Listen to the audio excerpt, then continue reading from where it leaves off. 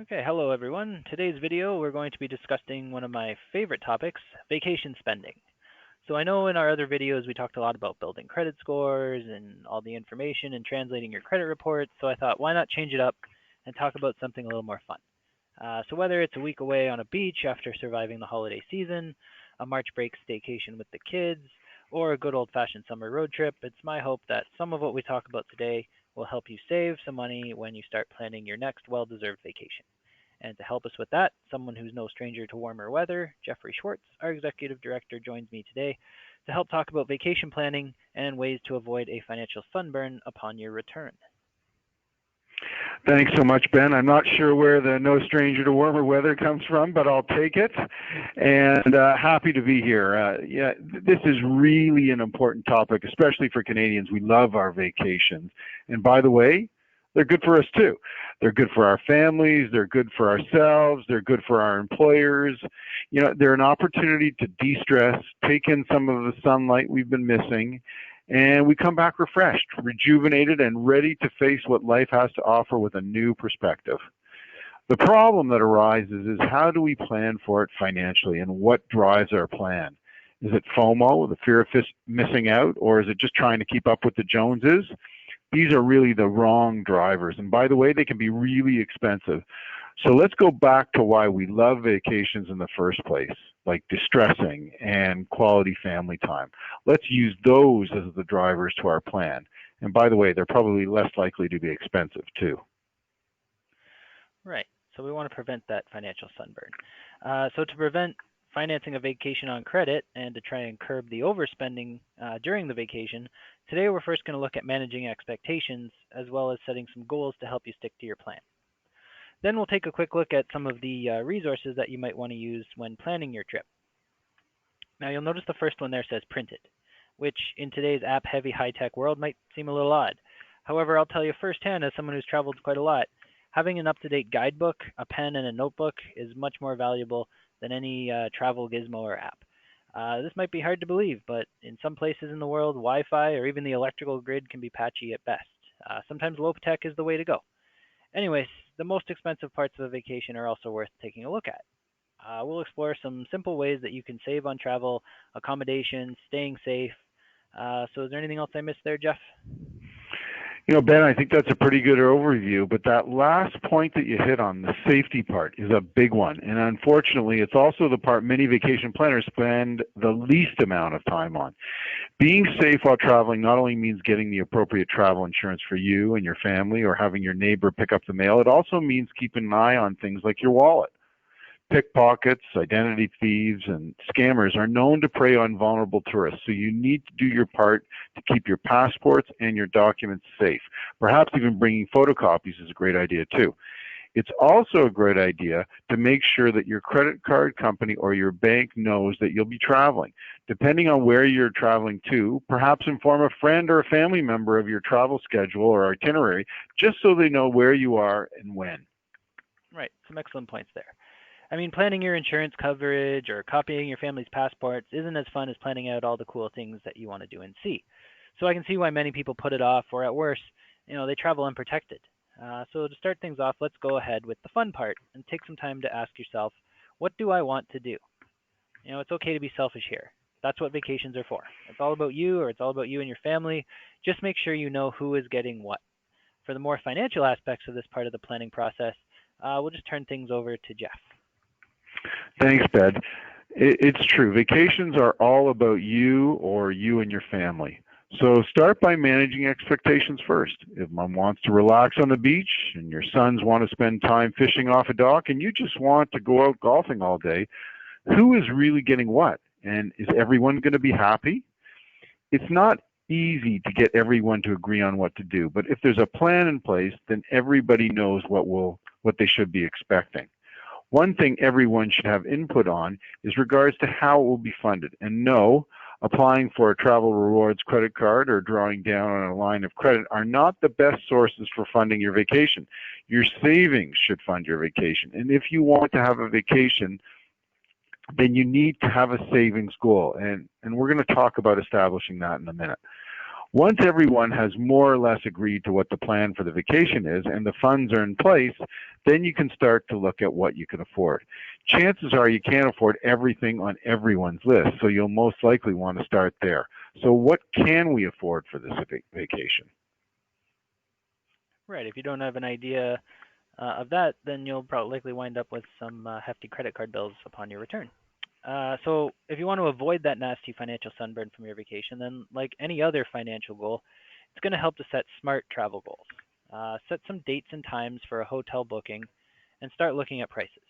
Also look at the cheapest times to fly to a location as those fluctuate quite regularly.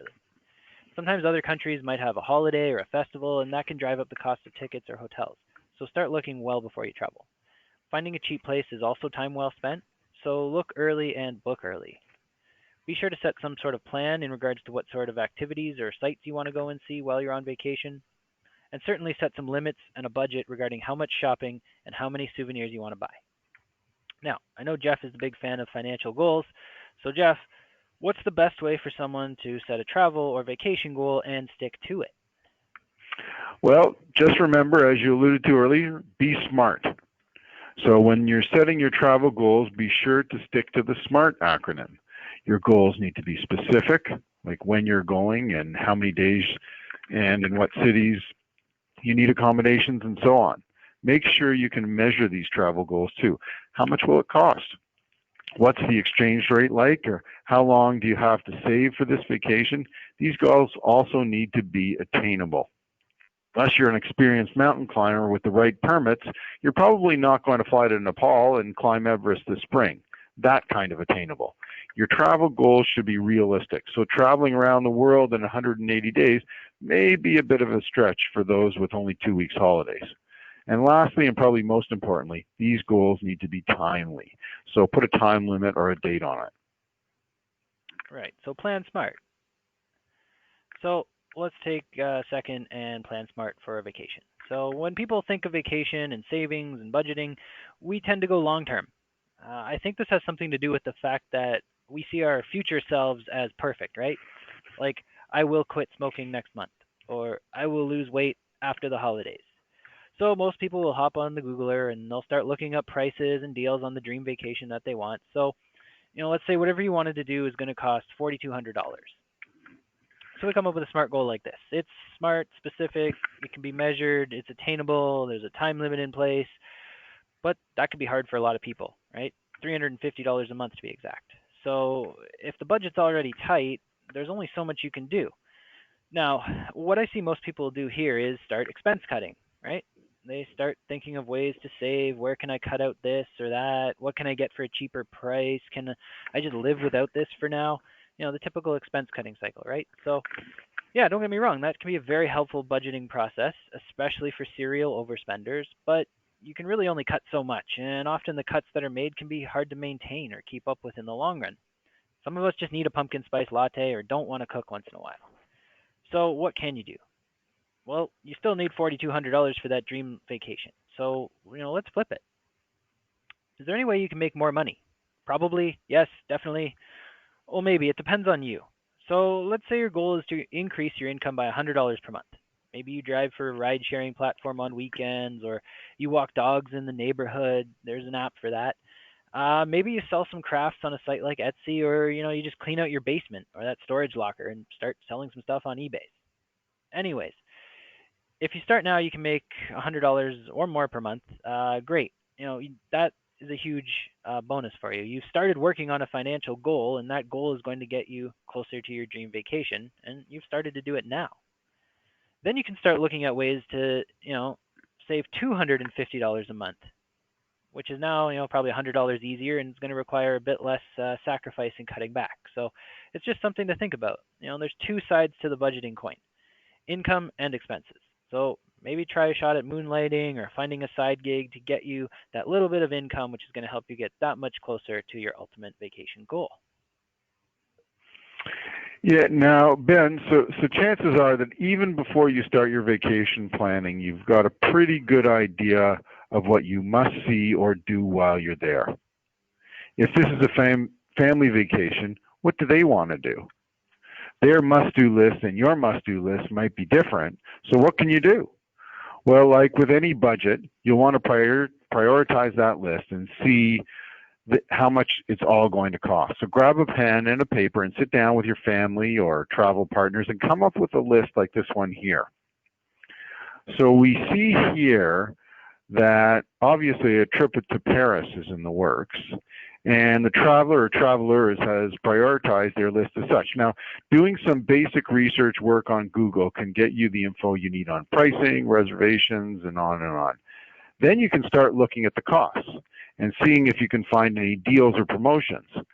Look at travel memberships like CAA and see what they might offer. You can also check with tourism offices in the place that you're traveling to. Often what you'll find are some city passes that combine entry and or admission to a few popular tourist destinations while you're saving at the same time. So now, let's not forget to build in spontaneity, but we have to plan for it. That seems like an odd thing to say, like plan for being spontaneous, but yes, create a bit of a buffer fund for doing the unexpected, and that's really what will make your vacation. Now, let's not forget about the kids' vacation too, and boy, can they be resourceful. Get them involved, give them a budget, and you'll be surprised what they come back with. And maybe, just maybe, they're going to be more inclined to do some of the stuff that you enjoy as well. Now, vacations are awesome. But like anything else, we need to be realistic or they can sink us. Plan, build in some flexibility, but don't go overboard because you'll pay for it when you get home and potentially for years to come.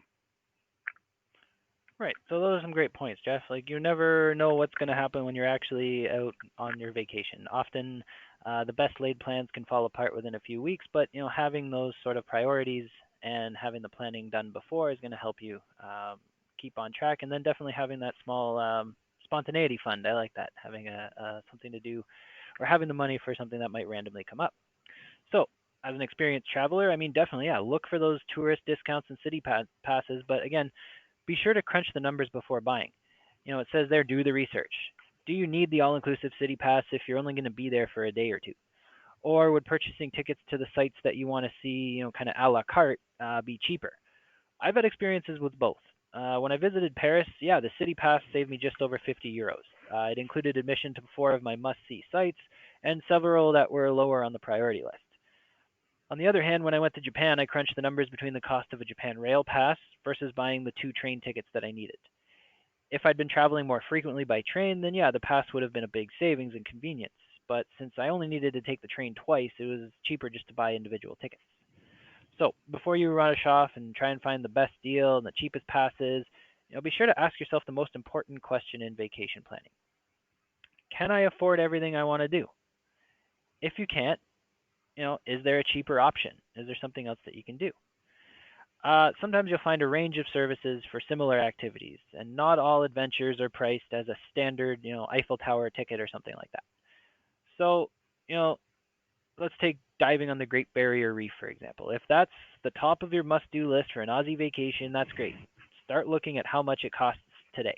You'll quickly find a whole range of dive shops and operators offering a dive on the Great Barrier Reef, but how much does it cost? What's included? And are there any unbiased reviews you can look at before you put your cash down? Again, a simple chart like this one will help you decide what you can do and what you can afford to do. For instance, I was in Siem Reap, and booking a tuk-tuk driver to see the temples at Angkor cost about $50 a day if I were to book through the hotel. But, according to my printed handy guidebook, one could be arranged at the market for about 20 bucks. I wound up paying about 25 bucks a day because apparently I'm not as good of a negotiator as the guidebook authors. But anyway, that was a 50% savings, and it essentially got me a third day of touring for about 10 minutes of work. So, definitely do the research. It can save you a lot of money. So Ben, sorry? So what about Ben, those are some great tips to help separate your vacation wants and needs and some ways to save when checking off your must-do list. But something else you absolutely must do when traveling is finding accommodations. So how can you save there? And that's probably one of the most expensive areas. And don't forget to try and find the true cost per night, because depending on where you're traveling, there can be fees, special tourist taxes, or even different rates for the same room based on the day of the week. So here are some quick tips. Being flexible is best. Use perks or rewards programs like your credit card rewards points or CAA or Marriott or Wyndham or any of the airlines, because they may have some points that you can use towards your hotel stay. Research and compare on some large comparison or aggregator sites. Then call the hotel directly for a cheaper rate, and then you probably have less chance of getting bumped. You can also sign up for these price drop alerts and sales. Many large travel websites or apps have these opportunities for you. Now, but again, don't forget about all the costs that might not be so obvious, like tips, taxes, ordering room service, or raiding the minibar late one night. Now, if that's too costly and a hotel room is out of the budget, and a hostel dorm is definitely out of the question, or maybe you're traveling with a bigger group, then look into home sharing. There are tons of sites out there like HomeAway, and that used to be vacation rental by owner, or Airbnb. But again, make sure you do your homework, look at the reviews, and rentier beware. If it sounds too good to be true, it probably is. And there are many home sharing scams out there, so you need to be aware. Right. So, I mean, these are the tips that I needed 10 years ago. And also the point Jeff made about signing up for price alerts or price drop alerts can go both ways. They can send you a price jump alert as well. And that one actually cost me some money when I was planning a trip to Beijing. I'd been planning it for months as I had some flexibility in my schedule, but when I never actually got around to booking a hotel.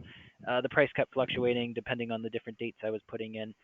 Anyways, about a week later, one of the price drop websites I signed up with sent me an email alerting me that the price of the room I'd favorited earlier had gone up more than $30 a night, which was going to cost me about an extra $150. I had no idea that that was the start of Lunar New Year and that prices were surging for hotels, accommodation, pretty much everything. So I'm also glad that Jeff mentioned the hidden or unexpected costs, and I forgot kind of how quickly they add up. Sometimes it can be things you might not even think of. When I was in Vietnam, it was so hot all the time. 40 degrees day or night, but me being me, I still managed to forget to bring water with me on all the excursions. So that meant I had to buy water at the tourist sites, which obviously meant a huge markup. It took a few days for me to catch on, but I was wasting $4 to $5 a day when all I really needed to do was just stop at a convenience store before heading out. So accommodation, tons of room to save. Another area, flying or airfare, good room to save there as well. So that's what we'll talk about next. So let's say you've got a ranked list of things you must see or do, your priorities, your wants, your needs. You know what's included, you know how much it's going to cost, you've found some reasonably priced places to stay. The next big questions are, how are you going to get there? If flying is a choice, then yeah, it's usually the most expensive part of any trip, but that also means there's huge areas for saving. So just like with booking the hotel room, do the research. Find the best prices, search on 2 to 3 of those comparison websites, and then call the airline directly. This also might lessen your chance of being bumped from the flight, and it can leave some room for savings. So just mention the flight number, the website that you found the deal on, and of course the price. See if they'll offer a better one. When you're searching for flights, try changing the airport filter to all airports.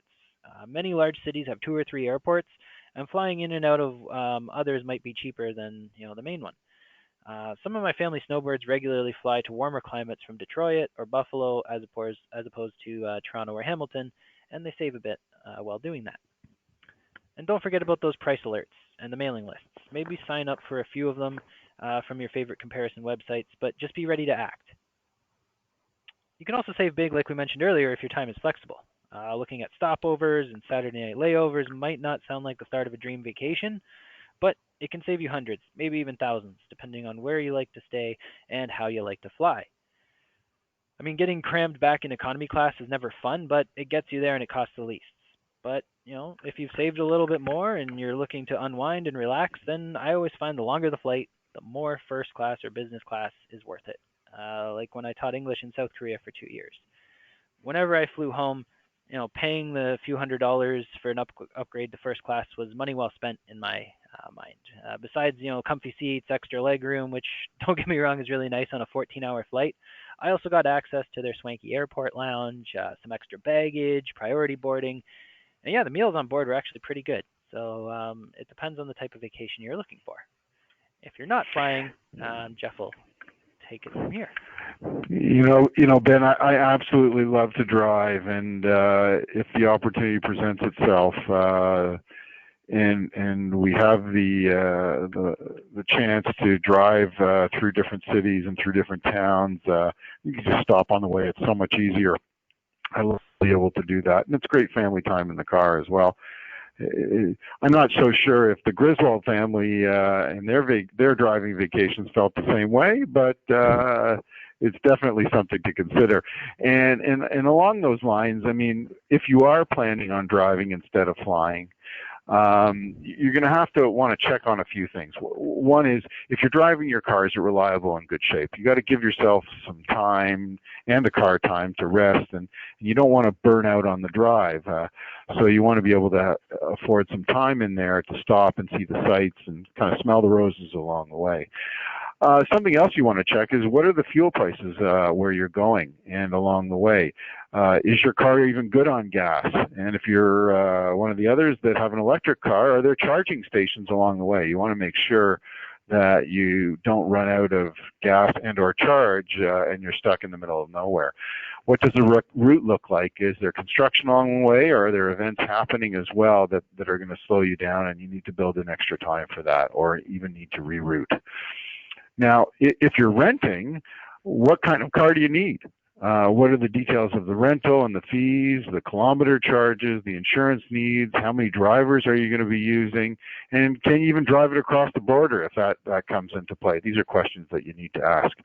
And then ultimately, you want to compare rates. The rental car companies have a lot of aggregator sites that they work with. There's also loyalty programs with the individual car companies.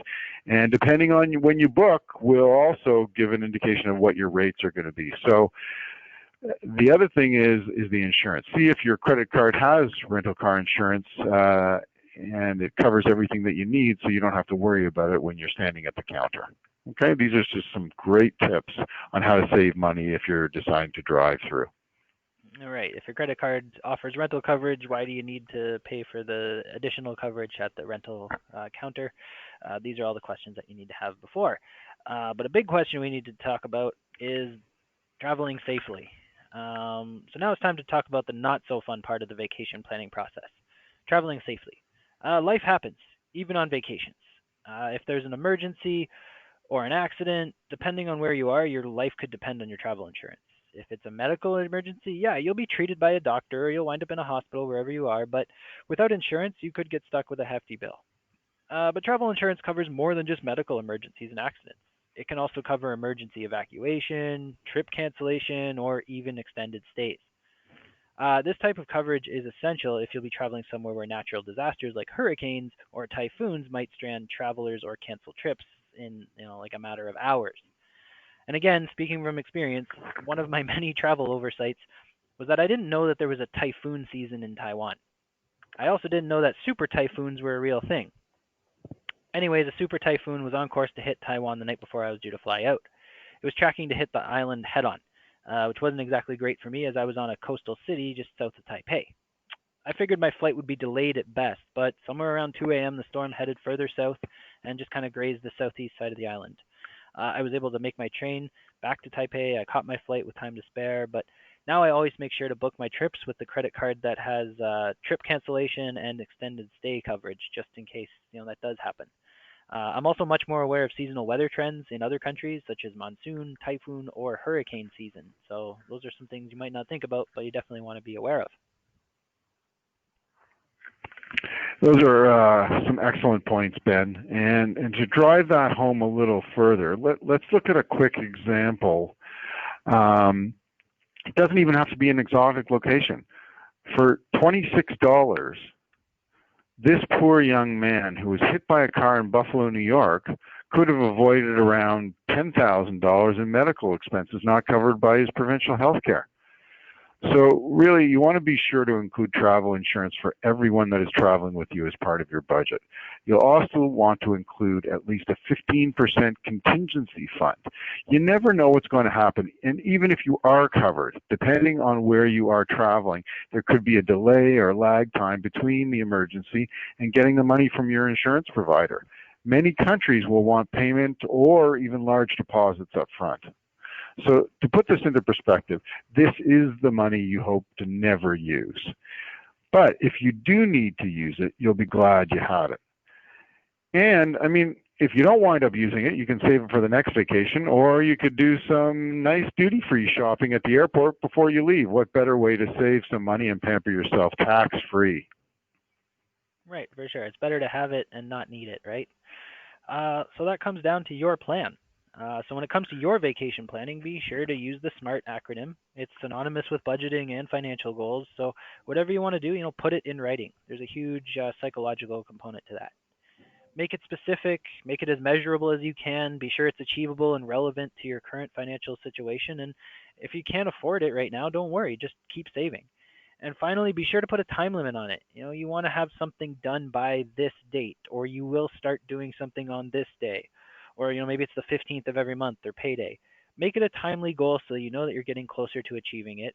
And speaking of saving money, well, in this case, saving money means spending your time. So, spend as much time as you need researching the best prices and the best deals that are out there. If there's any programs, loyalty programs, or rewards points, or membership services that can help save you money, enroll in them or use them. And also, don't worry about knocking everything off your list either. I've experienced this all over the world. I learned pretty quickly that, yeah, Thailand is a pretty big country, and that no matter what I did, there was going to be no way I was going to do everything on my must-do list. So that just means I've saved some stuff for next time I might be there. And the same goes for pretty much every other city I've been to. There's always something I didn't get to do, but I can always do it next time.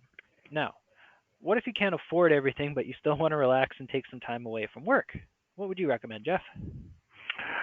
Well, you're right, Ben. You might start crunching the numbers and looking up prices and costs only to find that there's no way you can afford it. It doesn't mean that you can't have a good time resting and relaxing. So why not stay a little closer to home and try a stay vacation? So here are some great local cost-saving ideas. You might want to check out your local sites or free events around town. Check out your city or region's website for a list of calendar events. And you might even visit a local spa, a museum, or a play. Maybe just a night at the movies with your family or staying in and playing some games is what you really need. If you need help or want to check out a great vacation budgeting guide, be sure to check out our booklet. It's got some great vacation spending planner tips inside, along with the planner itself. And like we mentioned at the beginning of the video, having an old school analog guide or expense tracker list like this is a great addition to a good guidebook and can be a valuable part of your travel toolkit, one that you don't need to plug in or connect to Wi-Fi with. Right, that one there, it's pen to paper. There's no need to update it or any of that sort of stuff. And I like how it has your estimated costs there as well as the total you spent. So, what did you plan to spend? What did you actually spend? And that can do a lot to help keep you on track while you're on vacation. So that brings us to the end of the video. If you had any questions you'd like to direct at either myself or Jeff, please reach us at the email you see there. And for more great budgeting and planning tools, be sure to check out our resource center on the Consolidated Credit website. Perhaps you just want a clearer picture of your own personal financial situation. So, if you want to see how much money you're spending or saving every month, then one of our nonprofit financial counselors would be happy to give you a free budget assessment, and that might help you start planning your next dream vacation debt-free much sooner. Of course, I'd like to thank our Executive Director, Jeffrey Schwartz, for lending us his expertise again. So thanks for being here, Jeff. It's a pleasure. Happy to be here. And to everyone out there, safe and financially sound travels. Great advice. Thanks.